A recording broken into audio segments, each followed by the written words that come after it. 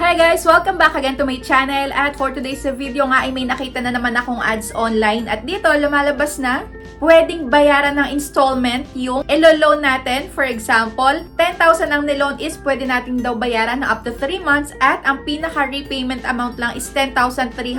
So, 300 pesos lang ang tubo. At kung 6 months naman babayaran, yung 15,000, ang magiging tubo lang is 450. Napakaliit ng tubo. At sa may 12 months naman, ayan, kung 18,000 ang ilo-loan mo, ang pinakatubo lang daw is 540. Napakaganda naman ng loan app na to kung talagang totoo at baka ito na din yung makatulong sa mga nangangailangan. Kaya i-check natin, tingnan natin kung talagang legit or kung totoo itong mga sinasabi at ino-offer nila. Dahil kung ako nangangailangan is igagrab ko na to dahil ang liit lang at ang haba ng pagbabayad. Sige. So kung interesado nga kayo ay panoorin nyo muna yung video na to hanggang dulo para malaman nyo kung talagang totoo at kung ano yung mga ino-offer nito at kung ano din yung mga personal information na isi-share nyo sa kanila. Kaya pag may nakita kayong ganito, maganda yung ino-offer, medyo too good to be true, tama yung ginagawa nyo na nanonood muna kayo ng mga ganitong loan app review para makita nyo nga yung pinakakabuuan nito kung talagang okay ba to, goods ba to, or skip lang natin. So welcome back nga dito sa my channel ko at kung bago ka pa lang dito, ay subscribe mo na yan at pindutin mo na din yung notification bell para lagi ka maging updated sa mga next upload ko. At sumali ka na din sa may Gcash giveaway ko worth of 1,500 kada buwan yan. At sa aking dalawang cellphone giveaway for the month of December. Kung paano sumali is i-PM mo lang ako sa may Facebook page ko at kailangan lagi ka lang updated sa mga ina-upload ko. So yun, simulan na natin. So itong ads nga na to ay ang Credit Wow. So kung na-experience nyo na din mag-apply dito ng loan, i-comment nyo na din dyan sa may comment section kung ano yung na-experience nyo dito, kung goods ba or hindi, para maging aware na din yung ibang tao. Pero syempre, ayan, i-review nga din muna natin. So ito ay may 4.8 na rating sa may iOS. At may maximum loan amount nga daw na pwede tayong hiramin up to 60,000 pesos. At ito na yung pinaka-homepage ko, maximum loan nga is 60,000 pesos pa din, di naman na bago.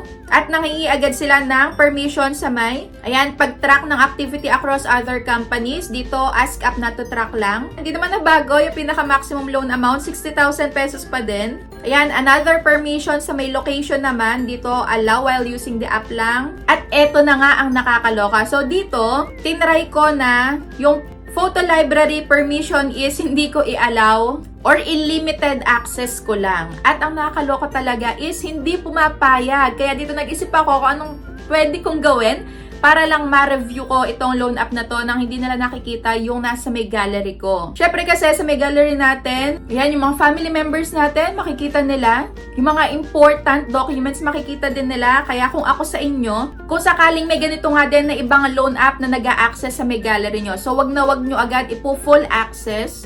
Lalo na kung may mga importanteng nakalagay dyan sa may gallery nyo or sa may photo library nyo. At dito naman sa may contact permission nyo, i-make sure nyo lang lagi na nasa 3 o 5 lang yung nakasave dyan sa may phone book nyo. At sa may location permission, pwede nyo naman ding i-allow. While using the app lang at sa may photo library nga ay nasa sa inyo yan. Kung gusto nyo i-try ito, panoorin nyo muna hanggang dulo kung talagang legit bago nyo sila bigyan ng access. At kung gusto nyo nga ding i-try, ayan, gawin nyo na lang din yung ginawa ko. Binura ko muna lahat. Pero sa may iOS naman kasi is merong recover. Kung saan yung lahat ng dinelete mo is pwede mong ma-recover ulit pabalik doon sa may gallery mo. Ako, ganun lang ginawa ko para ma-review ko to, mapakita ko sa inyo yung step by step din at kung ano yung mga personal info na i-share nyo sa kanila at kung talagang legit nga ba. So dito nga ay meron tayong 4 na sasagutan. Una na nga is gender, ayan, birthday nyo, marital status, education, residential address nyo, detailed address nyo.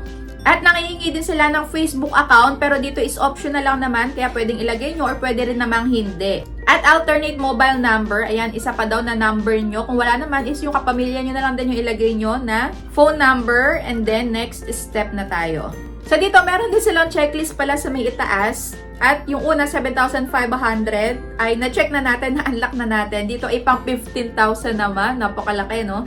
At sa may contact references na nga to, at ang hinihingi nila ay 5. Ayan. So, 5 ang contact references. Ang dami. At pagyari ko nga ilagay yung 5 na yan is nag-selfie na ako. Nakakangawit din kasi dapat ay, ayan, pantay yung mukha mo tapos gawin mo agad kung ano yung pinagagawa sa'yo. Ayan, yung magbiblink-blink nga yung mata mo. Pipikit-pikit ka daw. So, medyo natagalan ako dito sa may facial verification, sa may selfie nga na to. At ayun, after nga ng selfie ay pang 30,000 na yung credit na maia-unlock natin dito. So, sa may ID na tayo, type of certificate or yung ID nga, at ito yung mga hinahanap nilang ID. So, pwede ang UMID Passport TIN, Driver's License, SSS, Postal ID, Voter's ID, PRC, GSIS, OWA ID. At after nun is picturean nyo na yung harapan ng ID at ilagay nyo yung ID number, last name, first name, middle name.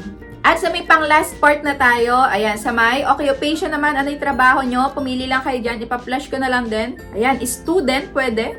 At next, ilagay nyo na kung magkano yung sahod nyo dyan.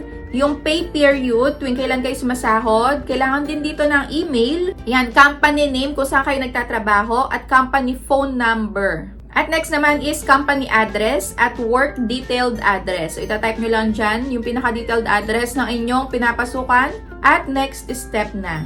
Ayan, so pang last na for 60,000 pesos. Ayan, pag na-unlock natin to. So dito is kung saan na nga nila ipapadala yung elo-loan natin. So dito lagay lang natin sa may payee. Ayan, yung pangalan natin. At withdrawal channel. So dito pwede ang mLuwilier, GCash, Coins, PayMaya, RD Pawnshop at GrabPay. So yan, kung GCash naman yung pipiliin nyo is ilagay nyo lang yung withdrawal account na number nyo sa GCash. At apply now na. So ito na nga tayo sa may pinaka-exciting part. Ayan, ako ay naaprobahan lang naman sa may unang loan ko ng 3,500 pesos. At kapag daw nabayaran ko to on time, ay madadagdagan daw yung loan ko ng 1,500 up to 2,000 pesos. So, dito inilalagay na din nila kung ano i-expect natin na kung magkano itataas. At yung loan term dito is fake news na naman, na up to 3 months yung pinaka-umpisa dahil dito ay 7 days lang. At yung interest ay 0% interest. Pero sa may 3,500 nakakaloka dahil ang mare-receive na lang natin is 2,100 pesos. At take note, ito ay 7 days lang. So lumalabas dito na 1,400 pesos ang makakaltas sa may ilo-loan mo. Kaya kayo mag-isip-isip kayo kung tatanggapin nyo to or hindi. Dahil para sa akin is hindi din maganda to dahil ang laki ng makakaltas. Tapos 7 days lang din siya. Well, okay lang naman kung 7 days kung maliit lang yung ikakaltas. Hindi kagaya na to na 1,400 ang makakaltas sa may ilo-loan mo. So yan, nasa sa inyo kung ipagpapatuloy nyo pa yung paglo-loan dito or hindi. So, buti na lang meron ditong delete data or delete account. At ayan, i-delete ko na din yung account ko or yung personal information ko.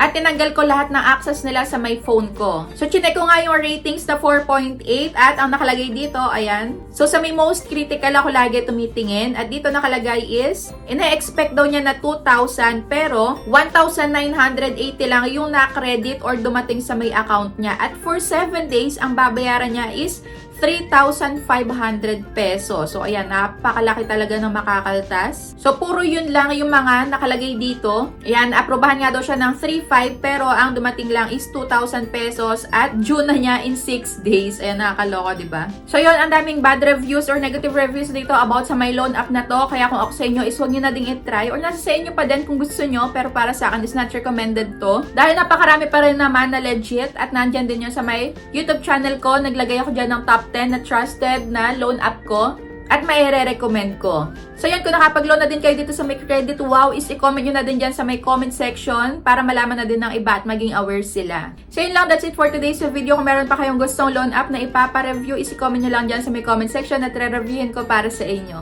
So yun lang, thank you for watching!